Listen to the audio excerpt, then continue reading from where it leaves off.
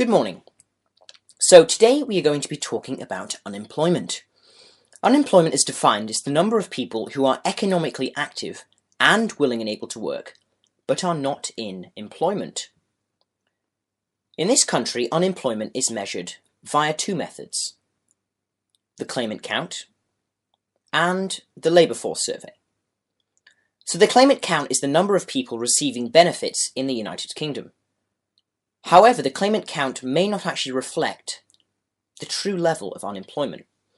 This is because not all of the people who are unemployed bother to claim, and some can't prove they're looking for work, so can't claim either. Generally, it is assumed that the claimant count is an underestimate of the true level of unemployment in this country. So next we have the labour force survey. It's asked to 60,000 households.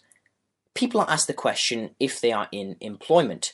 Critics argue that this method is an overestimate of the true value, as people who are only looking for a few hours of part-time work per week are considered unemployed.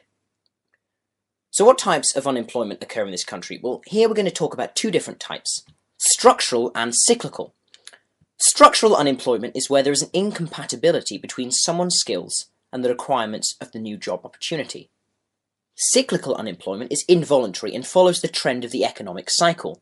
For example, in a recession or a slowdown phase due to a lack or fall of demand for goods and services, companies cut jobs to cut their own losses. So what different types of unemployment occur? Well, here we're going to talk about three different kinds. First off, frictional unemployment, which is caused by a movement between jobs. It will always occur because it takes time for people to move between jobs. For example, a graduate will not necessarily find a job straight after they have left university. Next, we have voluntary, which is caused by people choosing to remain unemployed rather than take the job opportunities that exist in the market. Finally, we have demand deficient.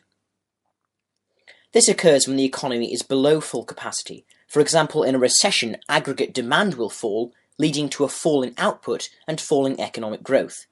Companies will employ a fewer number of people during these times, as less demand needs to be catered for.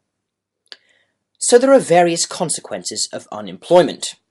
First off, a loss of income. The majority of the unemployed experience a fall in their standard of living and are worse off without work. It can lead to a fall in their spending habits and see a rise in debt problems. Next, we have social costs. Often unemployment is followed by social deprivation, which is closely linked to crime and increased divorce rates. Fiscal costs. The government loses out because tax revenue falls and they have to pay out more money in welfare benefits. Next, we have the loss of national output. People who leave the workforce often may lose the motivation to search for work once again. This can have negative effects on long-run aggregate supply, weakening the economy's growth potential. Finally, we have the negative multiplier effect. Closing a factory, for example, can have multiple after effects. Unemployment can lead to a loss of income in an area and potentially economic struggle for the whole area. The implications of unemployment on businesses, individuals, and the government are as follows.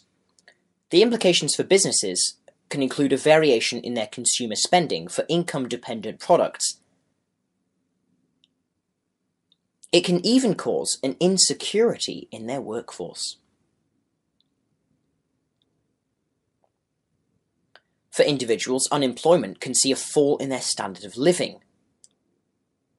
And finally, for the government, an increased unemployment level is likely to cause a fall in tax revenue and an increase in the spending on welfare benefits. Thank you very much for watching. I hope you've learned something.